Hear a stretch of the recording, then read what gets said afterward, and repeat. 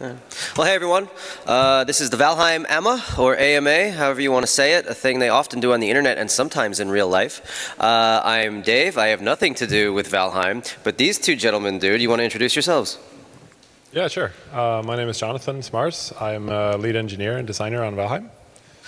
And yeah, I'm Andreas Tomasson. I work as a producer at Iron Gate. Yeah. We're going to keep this super informal, literally an AMA. If you have a question for them, just raise your hand. I will call on you, and then they will give the best answer of all time. Yeah, she's got a microphone there for you. And so if we want to get started, who's got a question for the boys? Oh my God, please. We can't say, there we go.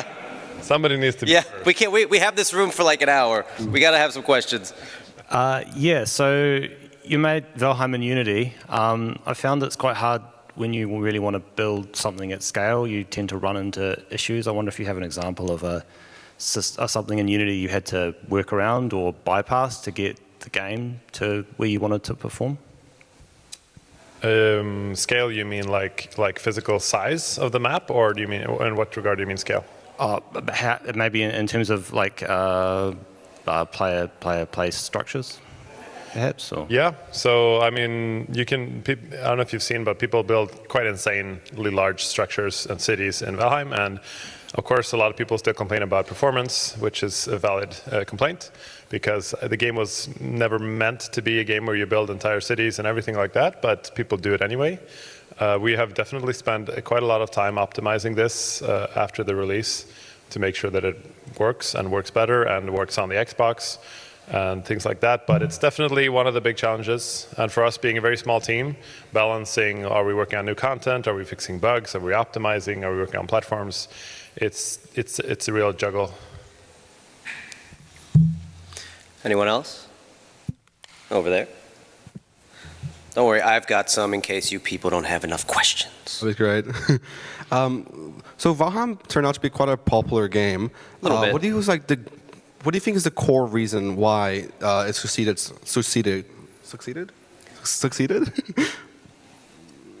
Like why it went so well? Vikings are cool. Yeah, Vikings are cool.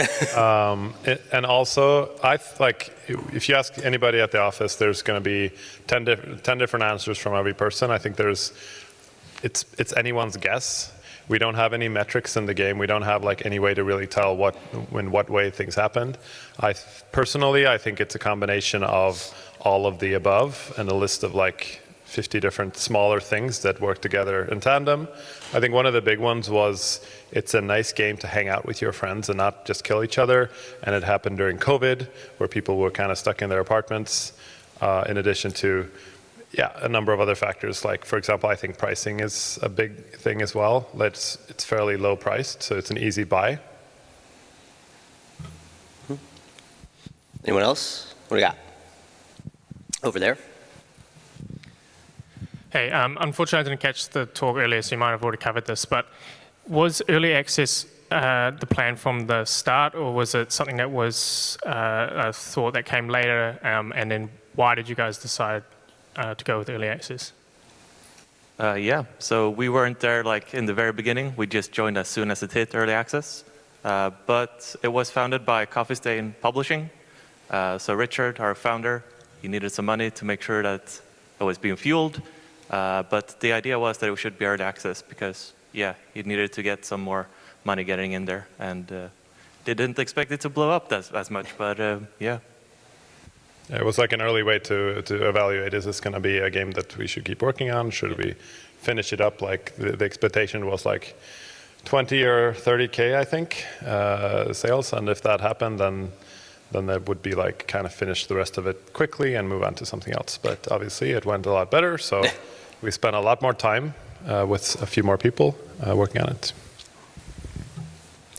Next question, we got one over here from Mr. Tim Ponting.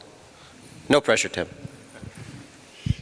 Sorry, just returning to the question of pricing and the fact that you think that is a contributory factor to why it blew up.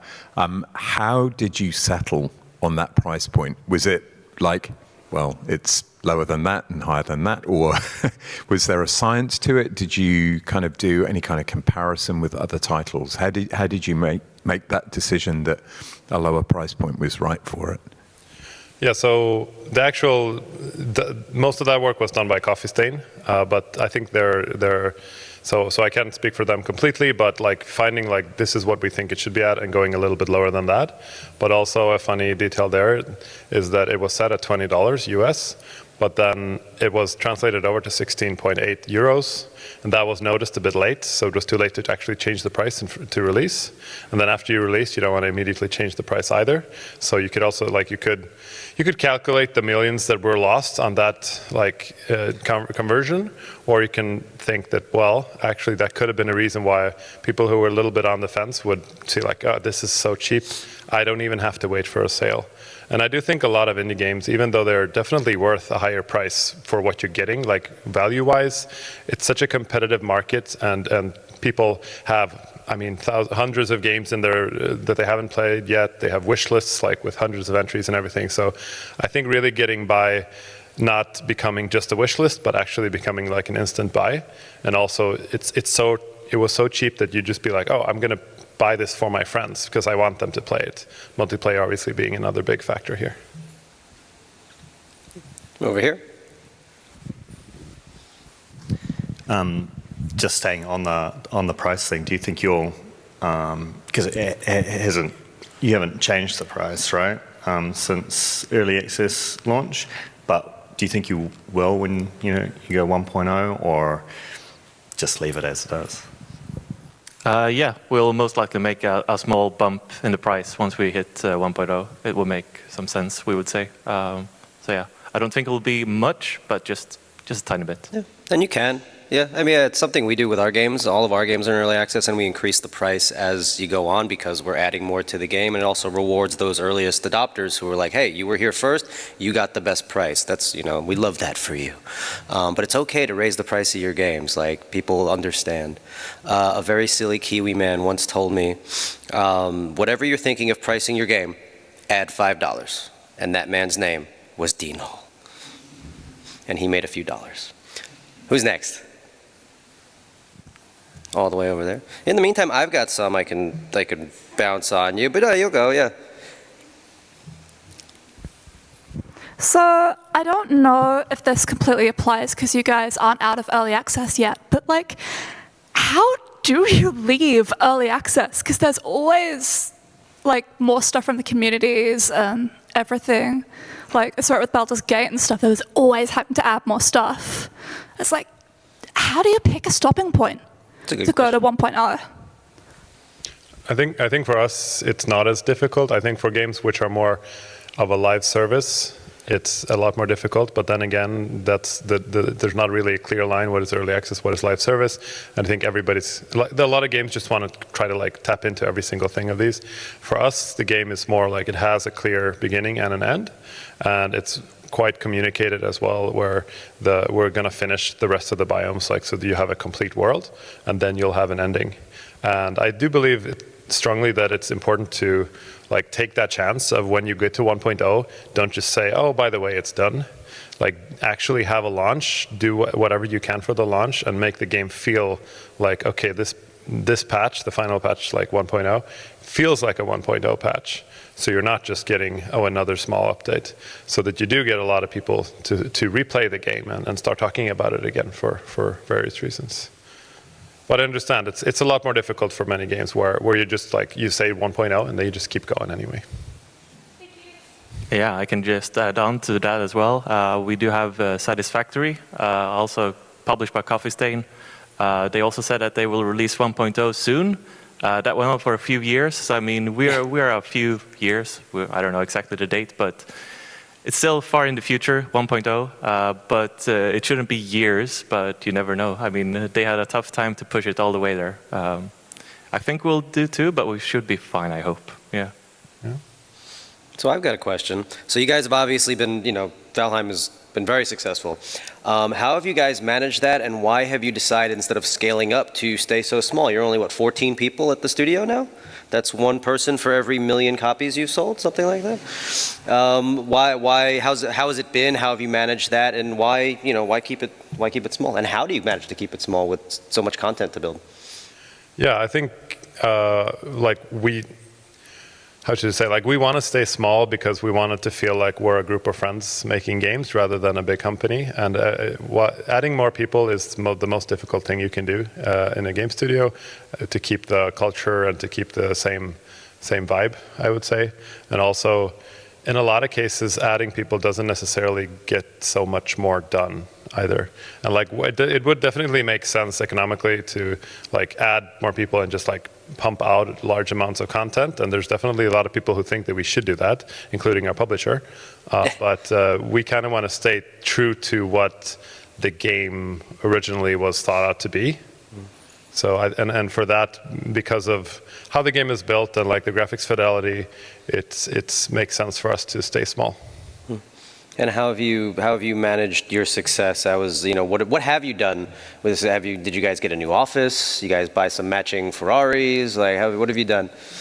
Yeah, we did go from having a very tiny office where we were quite cramped in to getting a quite much bigger and very we did spend Ball pit? some time, we had an architect and like really making a very fancy, nice, cozy office that we have, and I think that's... Does it look like Valheim? Not really Valheim, but it's pretty nice. Got the vibe? Axes on the wall and stuff. Yeah, definitely a lot of axes and shields. And Yeah, you gotta have that, I think, yeah. We love that. Any more questions from the crowd? I can throw another one your way then. So obviously, Coffee Stain's your publisher.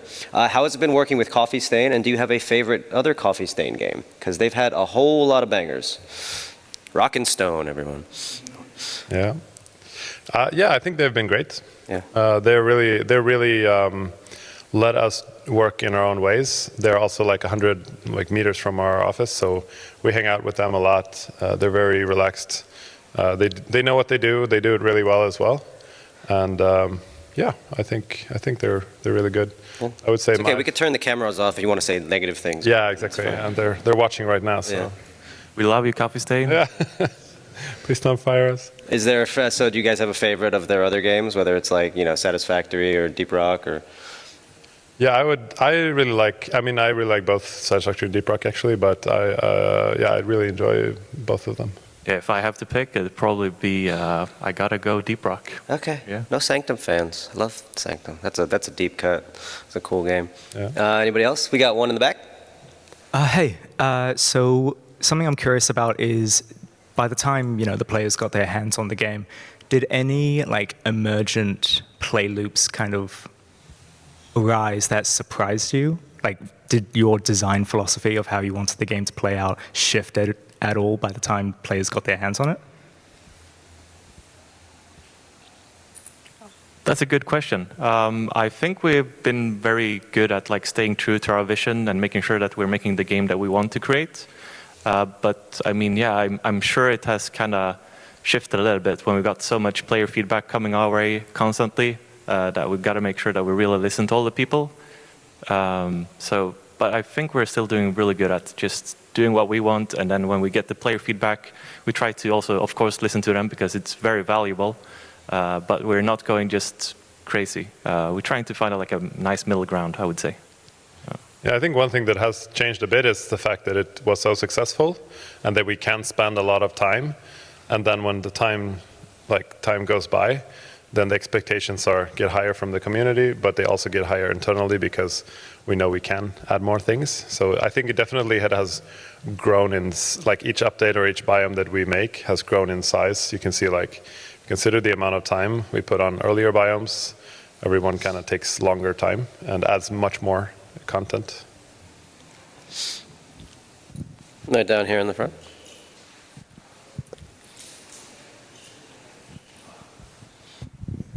The progression through Valheim feels really good. It's just the right amount of grind. Do you find you get to that by doing a lot of play testing, or do you just sort of eyeball it and hope it works? What's your process for getting that progression through the game feeling good?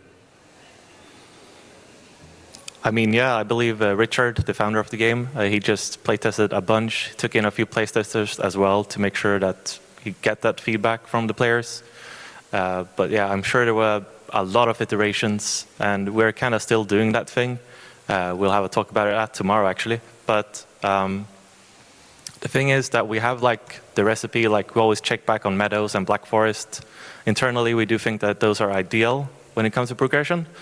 They are simple, straightforward, and I mean, we do have quite a lot of biomes now, so we don't want to rinse and repeat. We got to mix it up, but we always stay true to kind of the same, base core, if you can say that. So. And I'm glad you say you like the amount of grind, because a lot of players would disagree. We love Steam forums. They're the best. Yeah, exactly. Really great for quantitative feedback. But there are definitely people internally who both think it's too much, or who don't mind doing more of it. One thing that we did add for that is also the world modifiers. You can actually choose. Like, we believe a lot in that we're giving you this toy, and you can play it whichever way you want. So there's a slider, so you can choose like if you want to have a little more resource grinding or not, and also like difficulty and other options. Yeah, usually you find if a lot of people are saying, oh, the game's too grindy, and some people are saying it's not grindy enough, then you're doing something right. It means you're usually in the middle. Over there? I was wondering, so how do you guys feel about mods and stuff? Like, do you ever look at mods created for the game and go like, oh, we should add this to the game? Yeah, I'm actually from a modding background 20-ish years ago. So I really like mods. I really like how, I think it's a great way to learn how to make games, learn how to design. Like, you play your thing and you think, this could be a little bit better. And I think it really benefits the whole, like both game developers, but also gaming and communities. So I really love how many modders we have and all the awesome stuff that they do. I haven't, to be honest, I haven't tried a lot of them because I'm so busy working on the main game. But yeah, I think it's great, and it's an area where I hope that we will improve, like say 1.0 or and after, having better support. Because if we would have like full support at the moment, then it would take a lot of more time out of our already quite busy schedules. Right there. Hi. So I have a big question. How can game dev students make the leap between study and professional work? Hypothetically, how would you want newer game devs to prepare so that they would have a smoother integration into your studio, for example? Great. You should be hosting this. Great question. What a voice on that guy.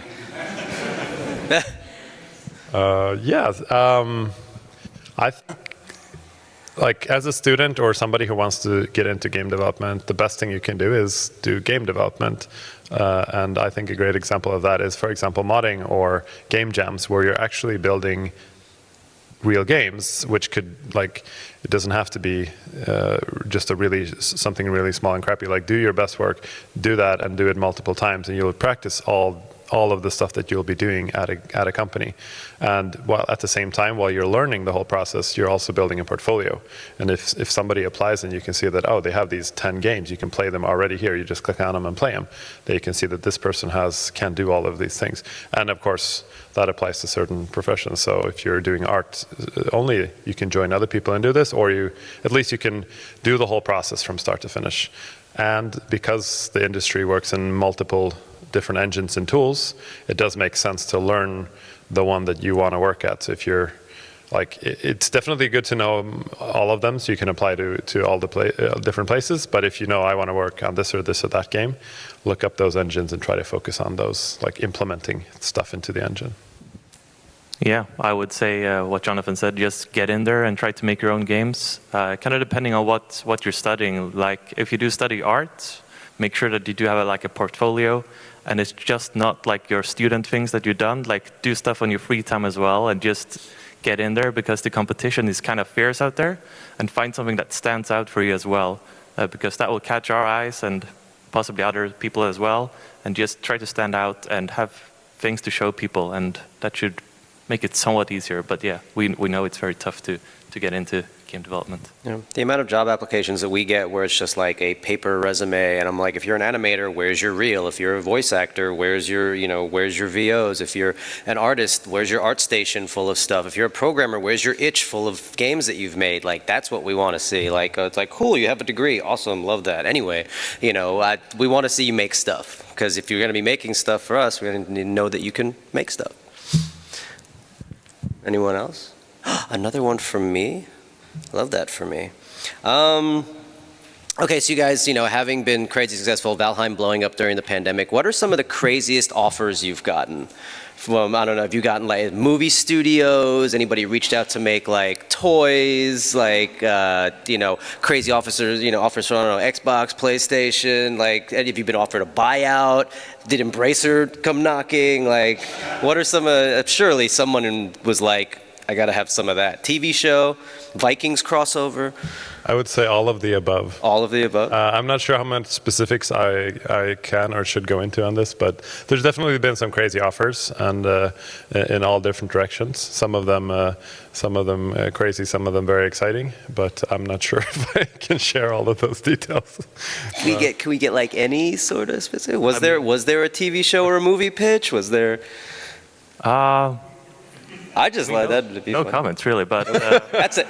I mean, I could say obviously, of course, there have been different things in every area. Okay. If you could say that. yeah, I mean there have been like talks about a specific card trading game in the beginning. I won't mention what, but I don't think that's like a thing anymore. Also, another thing was with something you build physically with your hands. That was also Okay. Ooh, Lego Valheim. Yeah, Nice. but I don't think that really made. Maybe it was Lego. Yeah. I think the problem there was it was too violent. Yeah. Yeah. The violence versus size the ratio wasn't good enough. It was off. Sadly. Oh yeah, there was actually maybe I'm not sure. Come on. But yeah, like Nobody's really early recording on, this. like when it kind of like already started to blow up, there Yeah. was quite a handsome offer, like before it even went all the way. So I'd say that was a tempting offer, but it was not taken. Yeah. And, And are you guys still independent, or does Coffee Stain own you guys? we're independent, so we Love that don't for have you. to do anything that we don't want to do, which is a very nice luxury to have. Mr. Henry. Oh, we have one over here. Sorry, Henry, screw you. Yeah, so I'm just a bit curious about your marketing strategy. Like, so is there anything that's not entirely obvious that you would have done to sort of help promote your game? I mean, we don't really have so much marketing strategy, I would say. Like Coffee Stain definitely did some Coffee Stain stuff that they do. But I think maybe the one thing that was a bit different was that the game was released initially on itch.io for free. It kind of blew up there initially before it was taken down to later be released, and there was like donations, and people actually donated incredible amounts already back then. So that was kind of an early indicator that showing like, okay, this might be something good. That being said, I think there are like as many success stories as there are different ways to do things. So especially certain strategies will only work once, like content warning recently released for free, like for a day. I don't think that will be possible again. Maybe, I don't know. So I think that just trying to rather than looking at others and saying like, oh, let's do what they did. I think it's just like do your own thing. If it's genuine, then I think that's higher chance to work. After you entered early access and people really got into it, I've heard that you managed to keep the team at a relatively stable size. Did you ramp up your team much? And if you didn't, like, how did that work for you? We already asked this question.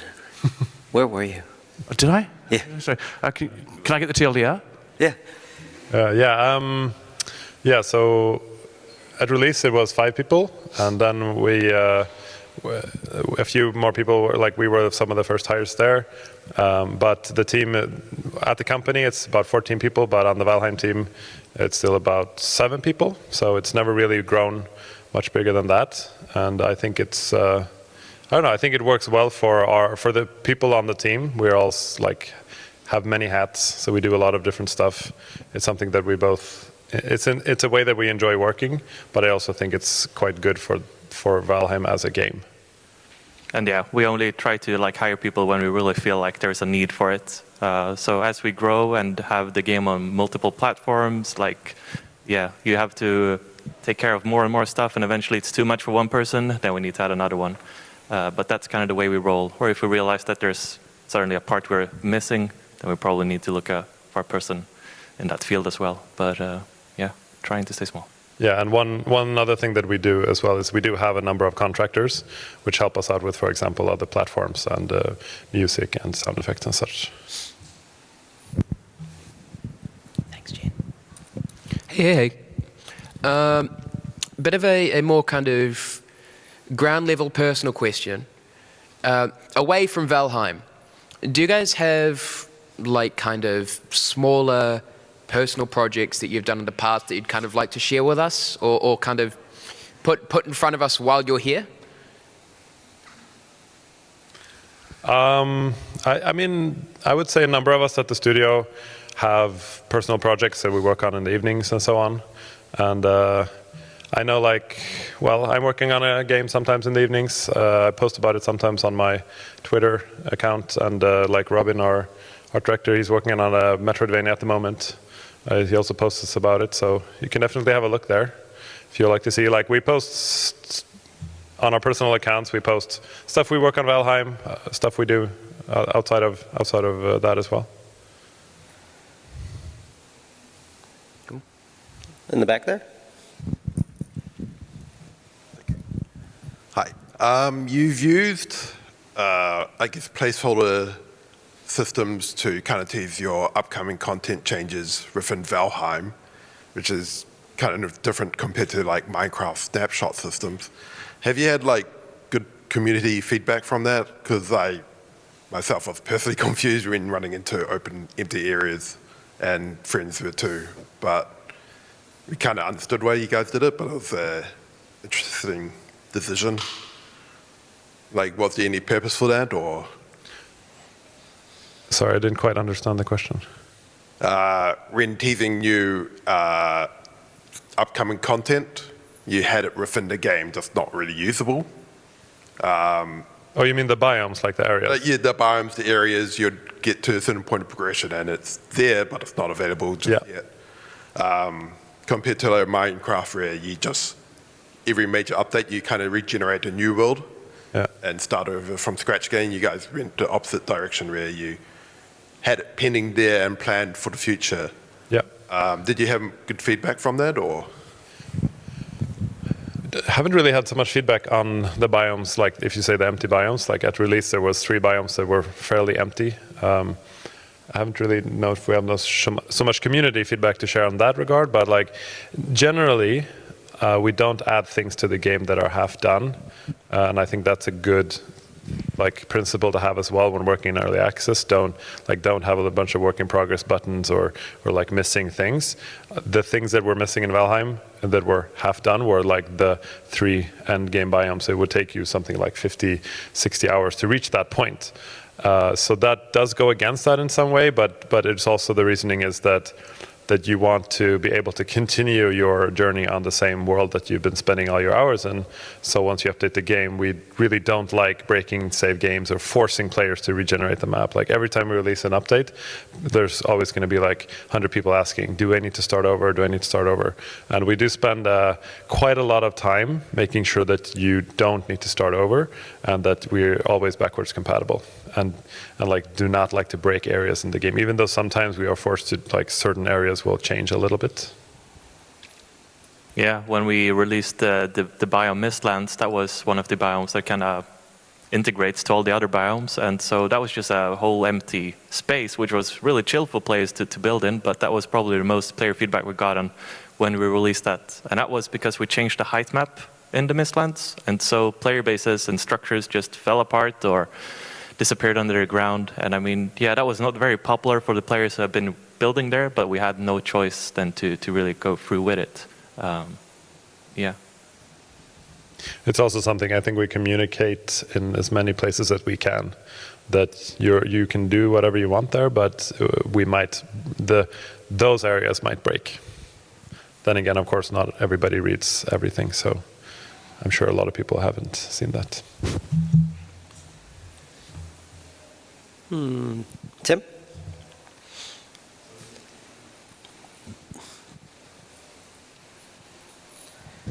Obviously, Valheim has been really successful and everybody loves it.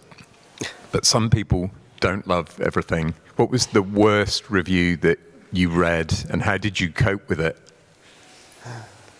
Wow. I read so many reviews, and when I especially started, for whatever reason, I love to just go into the Steam reviews and then just tick negative reviews and just scroll all night. I had to stop eventually because it really got to my head. You got to use those clown emojis somewhere. Yeah. The worst one, I think it's really the ones that kind of attacks people, you know, like being just not rude towards the game, but towards the developers themselves. I don't think it really got to my head that much, but still, I think that's, yeah, if you're mad about the game, that's fine. But yeah, if you make it a bit too personal towards like a specific developer on the team, then it's getting a bit weird, I would say. Do you have any? Yeah, no, actually, I don't have any that I can think of. I think some of them are, you see somebody, it says like 2,346 hours that game. Then it's like, okay, well, why did you spend all that time? I don't know. Yeah, there's also like similar, like 2,000 hours on the game, negative review, and it says great game. And it's like, what? Yeah. Love that for you. Huh? One over here, in the middle.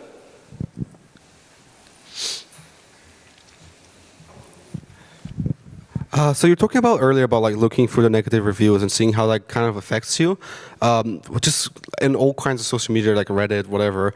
There's going to be so much like shit, you know. Do you think it's worth it to still look at it, even though all that stuff might cloud your judgment or make you, you know, think about things in a way that's not objective? I think for anybody who has ever browsed the internet, you know that it's going to be full of trolls and people who say shit. So I think it's good to have some distance and be able to filter that out. I do think if you're having some tough days, which we all can have, I think it's maybe avoid reading those times. But other than that, just like don't take it too personally, and remember that the people who are like the loudest are the ones you're going to see. Then you always have tons of players who don't write anything at all, and they're probably fairly happy with it. Also, I do think that it's better to, like, sometimes you see somebody really, really angry about something. You can also see through that in some way to see that, okay, they are actually one of your biggest fans. They are super passionate about this game. They really, really love it. And something happened that you changed. You gave this to them, they even bought it, and they spend all this time in the game, and then you changed something, and that really made them angry. And like, they'll probably calm down later, but this is where their anger came out.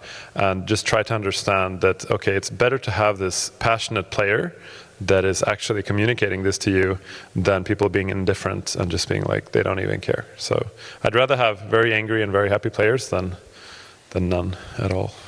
Yeah, and I guess I could add on to that as well. Like, we do have really good community managers who are scouring all the places, and we also do have the moderators on Reddit and Steam, and they do poke us if there's like something we should be concerned about.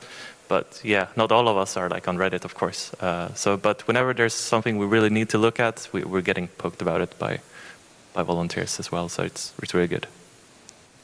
Yeah, at the end of the day, you'll find that even those really angry fans, if you can get to the core of what their actual issue is, like beneath all the blah, blah, blah, I hate you, your game sucks, like, what's your actual problem? And then they tell you, like, cool, that's actually something we can look at. But you have to get them to that point first. So a lot of times, yeah, it is worth engaging, you know, and because, you know, at the end of the day, they are some of your biggest fans. Otherwise, they wouldn't be yelling at you. Silence is worse. I think I saw some hands, and they went up and they went down. Oh, right there. Didn't even have to move.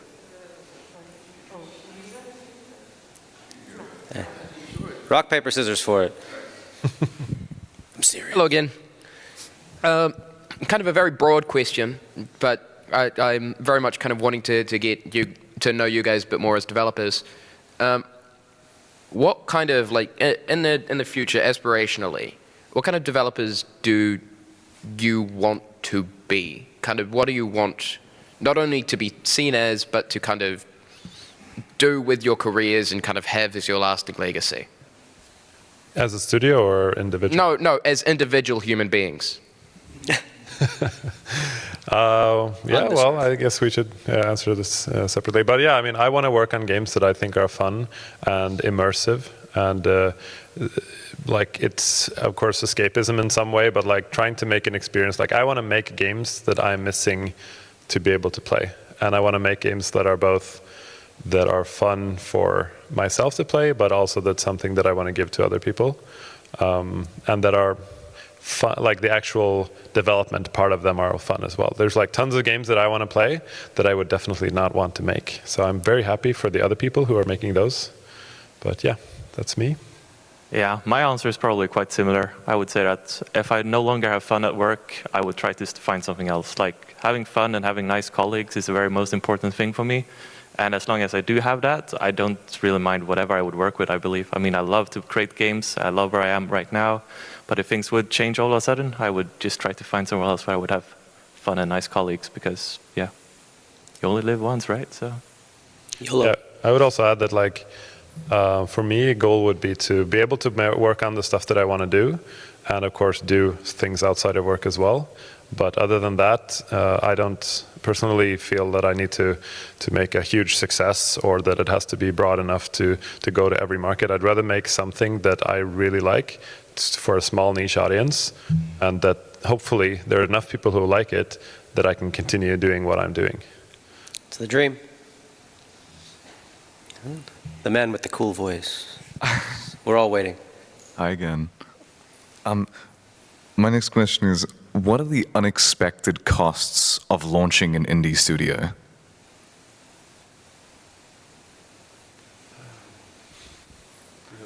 Do you have a good answer? If you were involved in that process. I mean, everything costs a lot more than you would think. But salary is, of course, the biggest cost, I would say.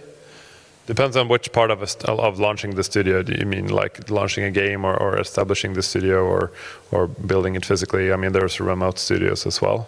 I guess I'm mostly referring to the creation of the studio itself before any like game is made. Yeah, I don't know. I mean, it's not really like hidden cost in that way. Like one thing you shouldn't... Swords, shields, axes, coffee. Yeah, toys, of course, like pools, no. I think one thing you should consider is like, it's more about like where do you want to use your money, and like if you're doing it like as little as possible, like if you have a very limited budget, like how do you distribute that? And I think that one thing that's really important is to use a certain amount to just make sure that the team works out, so that you're not just spending it on computers and an office and this and that, like so that you're actually engaging your team to interact with each other, and just like I think that's very well spent money to make sure that your team sticks together. Am I allowed a follow-up question? Yeah, sure, go for it. You could just talk the whole time. Oh, brilliant. Got to get you in the booth. Yeah, we have a chair up here. Yeah. Anybody wants to join us, you're welcome. The initial investment, was that something that you were able to get from your publishers, or was that something you had to take like loans from the initial members of the studio? Yeah, initially it was done in like Richard's free time. He was working at a studio called Pieces Interactive, and he did it like on his free time. Then when he quit his job, used personal savings basically to just keep working on the game. And then when he got a publishing deal with Coffee Stain, then he got like a chunk of money to work on it for a certain amount of time, hired a few people, and kept going from there.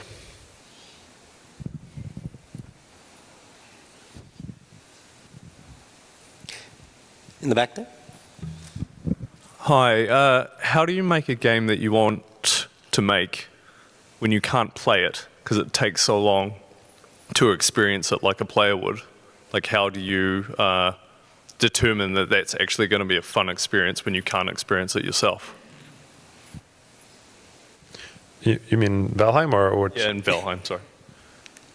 Sorry, can you ask? So it takes a long time to play through Valheim, right? Like 40 hours, 50 hours to get through the current content or whatever. When you are deciding how to design that experience, you can't play test it for 50 hours straight to actually play it like the player would. Are there any techniques to kind of realize that your design from the get-go is going to work and be the kind of game that you want to design or play? Yeah, I think first and foremost, it's like the playtest, right? Whenever we develop new content, we do need to playtest it as much as we can, and there's a lot of feedback within the team, making sure that that it works and that it sticks. But it's also, as you say, it's very hard when you're not really like the player, you're just developing it, and you kind of have these quick sessions of playtests. You don't really have the full experience. But some of us are also playing the game like outside of work, and I think that really helps as well.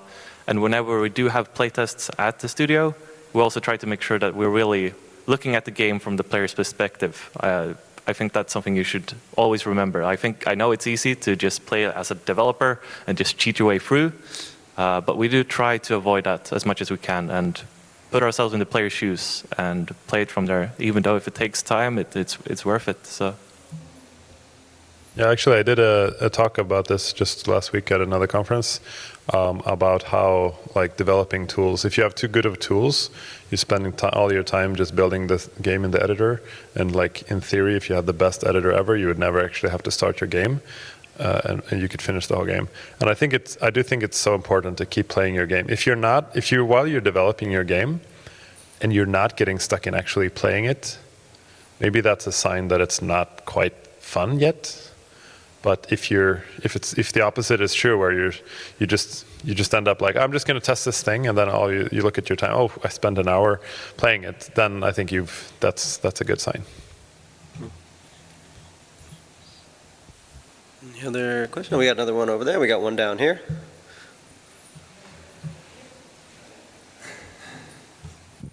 I don't know how much of a question this is, but sort of following on that, I see you guys have like some scripting stuff going on in the engine or something, and I found myself thinking like, maybe when you are play testing it, you have all these workflows to like jump into scenarios and put yourself in the shoes of players at different levels of progression and stuff like that.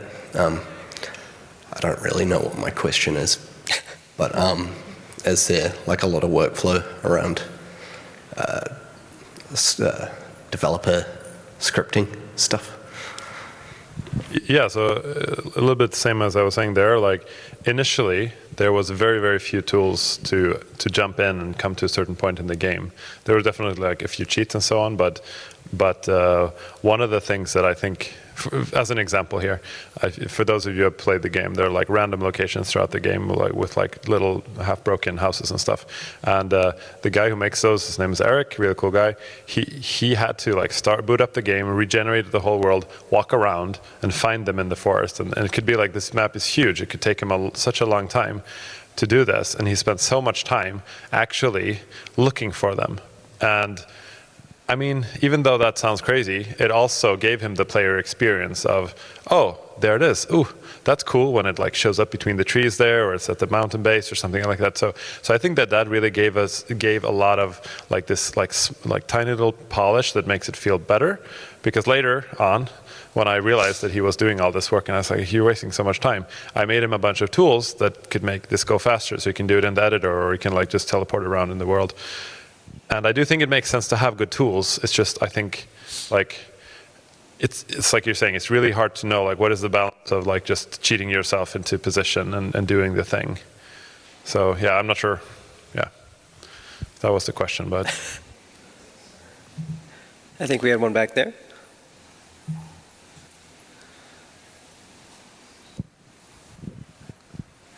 Thank you.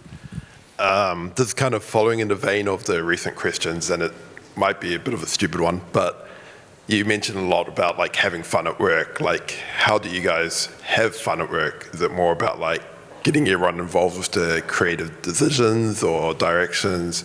Is it more about building up systems or the worlds, or like, how do you get everyone involved with what you're making in a sense? Yeah, good question. We do try to always like have open communication to everyone within the team to make sure that everyone knows what's up, especially what we're working on.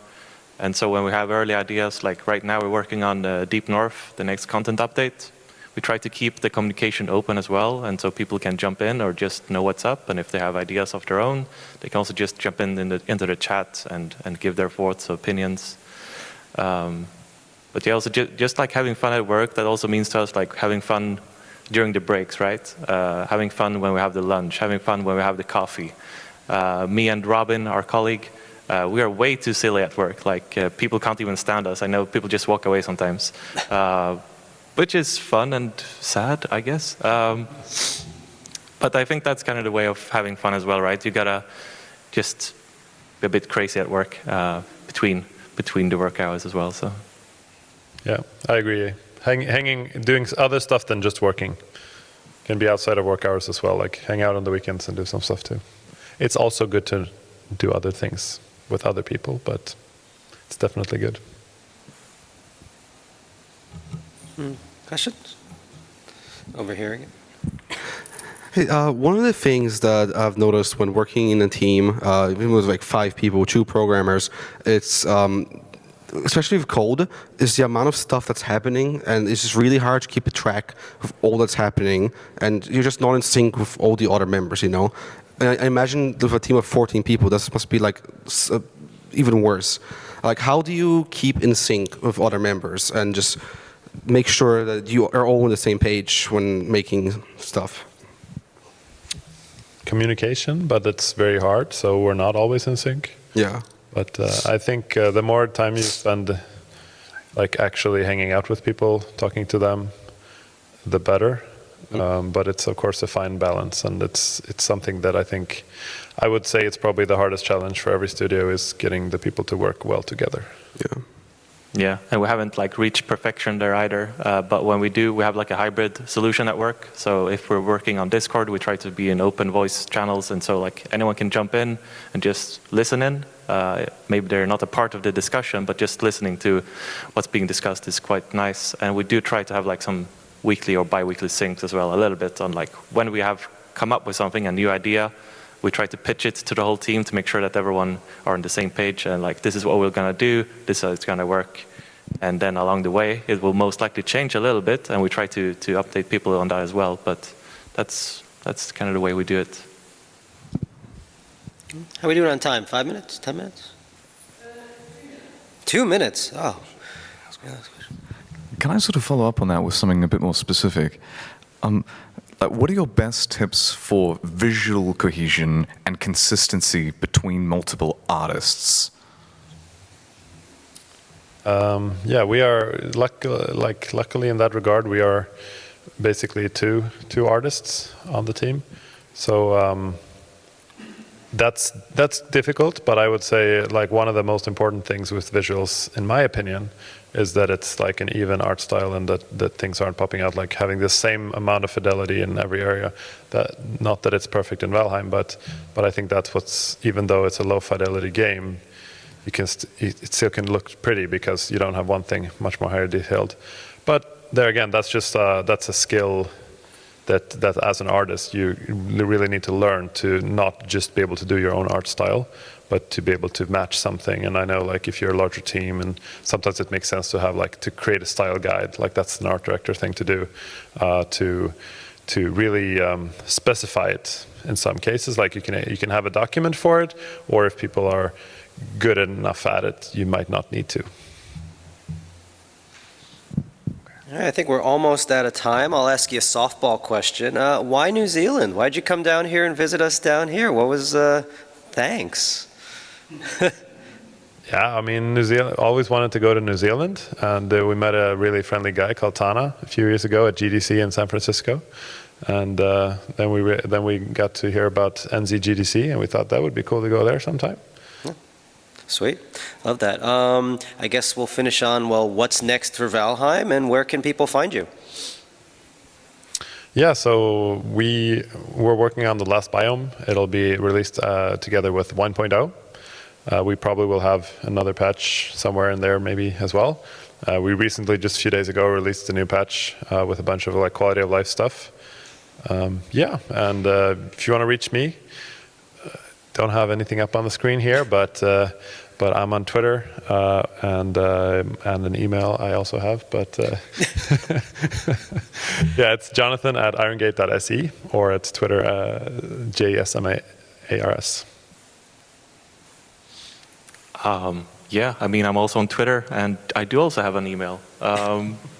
But yeah, I'm also Pretend they're up on the screen. yeah. If you just go to the Valheim Twitter account, you'll be able to find us. It's just following us there as well. So Yeah, they're easy to find, and the guys will be around the rest of the show, so feel free to ask them questions. Don't hound them too much. They are doing an autograph signing that I just made up, but they will be around after the talk to answer some more questions if you guys have any more burning questions. And I think we're out of time. Is that us?